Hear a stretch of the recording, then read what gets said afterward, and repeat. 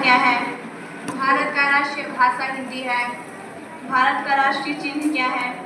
भारत का राष्ट्रीय चिन्ह अशोक स्तंभ है। भारत का राष्ट्रीय ध्वज क्या है? भारत का राष्ट्रीय ध्वज तिरंगा है।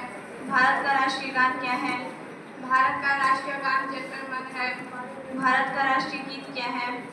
भारत का राष्ट्रीय गीत वंदे मातरम है। भारत का राष्ट्रीय खेल क्या है?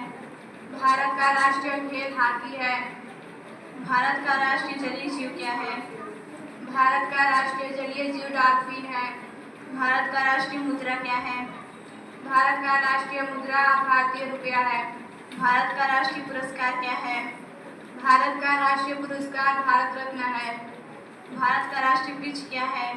भारत का राष्ट्रीय वृक्ष बरगद है। भारत का राष्ट्रीय पुष्प क्या है? भारत का राष्ट्रीय पुष्प कमल है। भारत का राष्ट्रीय पशु क्या है? भारत का राष्ट्रीय पशु बाघ है। भारत का राष्ट्रीय भोजन क्या है? भारत का राष्ट्रीय भोजन खिचड़ी है। भारत का राष्ट्रीय फल क्या है? भारत का राष्ट्रीय फल आम है। भारत का राष्ट्रीय मिठाई क्या है? भारत का राष्ट्रीय मिठाई जलेबी है। अस्सलाम वालेकुम रहमतुल्लाहि व बरकातहू।